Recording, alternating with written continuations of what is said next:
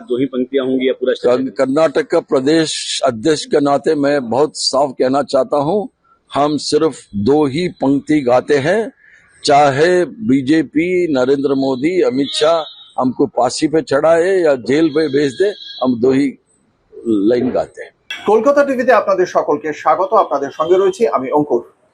আমাদের ফাঁসি দিন বা জেলে পাঠান, আমরা বন্দে মাতারামের ওই দুটি স্তবকই গাইব, বিতর্কিত মন্তব্য করলেন কর্ণাটকের প্রদেশ কংগ্রেস সভাপতি। বিষয়টি কি বিশদে জানাই আপনাদের। বন্দে মাতারাম নিয়ে সম্প্রতি রাজনৈতিক বিতর্ক শুরু হয়েছে এবং এক্ষেত্রে কংগ্রেসের কর্ণাটকের যিনি প্রদেশ কংগ্রেসের সভাপতি বি.কে. হরিপ্রসাদ, এ বিষয়ে তিনি একটি গুরুত্বপূর্ণ বিবৃতি দিয়েছেন। তিনি বলেছেন, ফাঁসি দেওয়া হোক বা জেলে পাঠানো হোক, তিনি বন্দে মাতারামের মাত্র দুটি স্তবকই গাইবেন। তিনি বলেছেন যে বন্দে মাতারাম কংগ্রেস বরাবরই গেয়ে এসেছে, এমন নয় যে কংগ্রেস গায়নি, বরাবরই কংগ্রেস গেয়ে এসেছে। কংগ্রেসই স্বাধীনতা সংগ্রামে সবচেয়ে বেশি অংশগ্রহণ করেছে এবং সেই স্বাধীনতা সংগ্রামেও কংগ্রেসের স্লোগান ছিল বন্দে মাতারাম।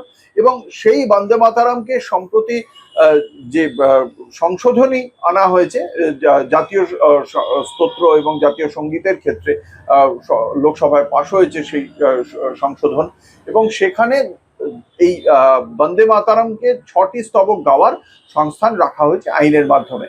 এবং এই ক্ষেত্রেই কংগ্রেসের এই কর্ণাটকের প্রদেশ কংগ্রেস সভাপতির বক্তব্য যে যাই করা হোক না কেন তারা দুটি স্তবকই গাইবেন। অন্যদিকে কংগ্রেসের আরেক সাংসদ ইমরান মাসুদ, তিনি বলছেন যে তারা আল্লাহর উপাসনা করেন এবং আল্লাহ ছাড়া তাদের ধর্মে অন্য কারোর উপাসনা করার কোনো নিয়ম নেই, এবং সেক্ষেত্রে তারা মনে করেন যে বন্দে মাতারামের উপাসনা করার ক্ষেত্রে তারা অবশ্যই সেই জাতীয় সঙ্গীতকে সম্মান দিয়ে তারা উঠে দাঁড়াবেন, কিন্তু বন্দে মাতারাম গাইবেন না তারা।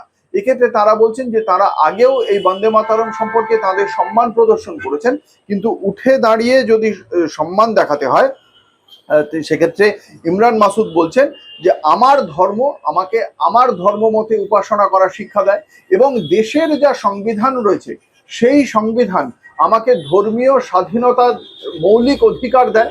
ফলে সেই মৌলিক অধিকার অনুযায়ী আমি আমার ধর্ম মতে আমি উপাসনা করব, অন্যের ধর্ম মতে আমি উপাসনা করতে বাধ্য নই, কারণ আমার সংবিধানই আমাকে এই এখতিয়ারটি দিচ্ছে।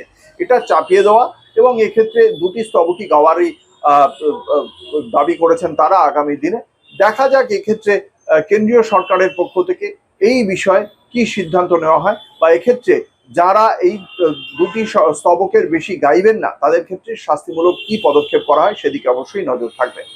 দেখতে থাকুন কলকাতা টিভি, রাত দিন 7 দিন।